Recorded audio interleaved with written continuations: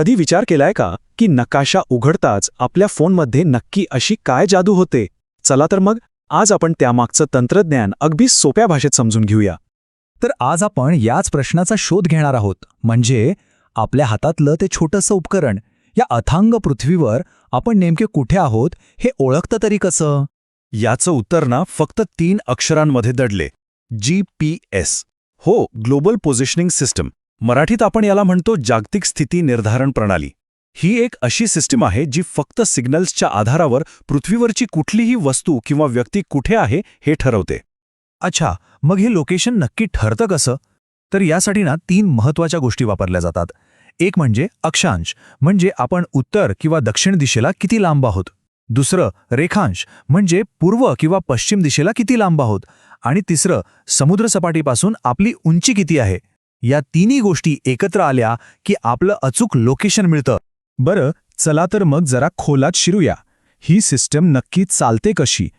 हे सगळं काही अवलंबून आहे आपल्या पृथ्वीभोवती फिरणाऱ्या उपग्रहांच्या एका अदृश्य पण प्रचंड मोठ्या जाळ्यावर.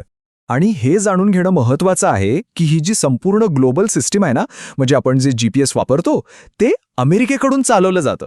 आणि हे काही 1-2 सॅटेलाइट्स नाहीत हा. आपण बोलतोय 20 पेक्षा जास्त कृत्रिम उपग्रहांच्या एका मोठ्या ग्रुपबद्दल. हे सॅटेलाइट्स सतत पृथ्वीभोवती फिरत असतात आणि त्यामुळेच ही सिस्टीम काम करते. आता ही प्रोसेस आहे ना, समजायला खूप सोपी आहे, पण तितकीच भारी सुद्धा. बघा, सगळ्यात पहिलं हे सॅटेलाइट्स पृथ्वीभोवती सतत फिरत असतात. फिरता फिरता ते एकदम अचूक वेळेची माहिती असलेले सिग्नल्स खाली पाठवतात. मग आपला फोन, जो एक रिसीव्हर आहे, तो एकाच वेळी अनेक सॅटेलाइट्सकडून साधारणपणे 3 किंवा 4 हे सिग्नल्स पकडतो.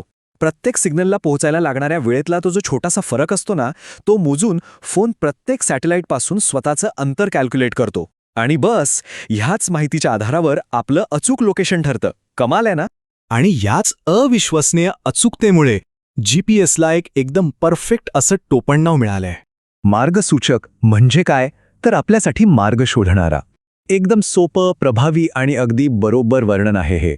तर मुद्दा हा आहे की ही सिस्टीम फक्त आपण कुठे आहोत एवढंच सांगत नाही.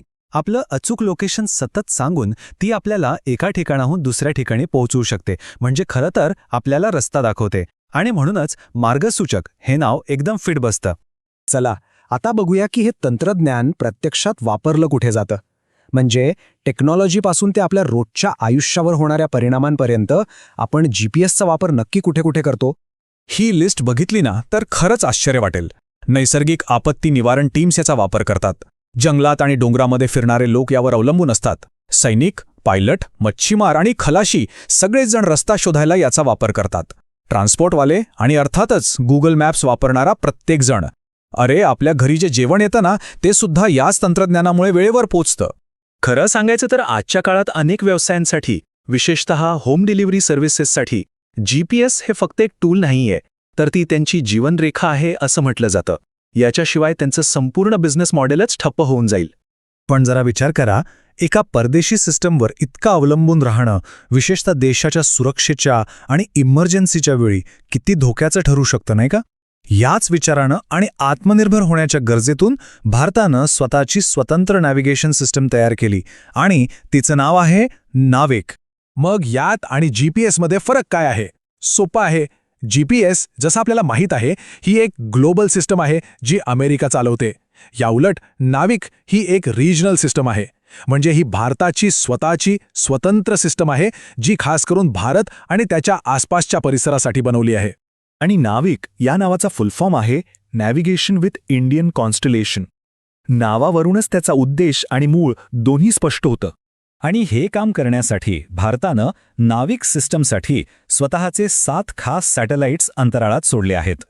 तर एका मोठ्या ग्लोबल नेटवर्कपासून ते आपल्या स्वतःच्या रिजनल सिस्टीमपर्यंत लोकेशन शोधण्याच्या टेक्नॉलॉजीने खूप मोठा प्रवास केलाय. आणि हे आपल्याला एका इंटरेस्टिंग प्रश्नाकडे घेऊन जातं. टेक्नॉलॉजी इतक्या झपाट्यानं पुढे जात असताना जगात आपलं लोकेशन शोधण्याचं भविष्य कसं असेल? या क्षेत्रात पुढे अजून काय काय बघायला मिळेल?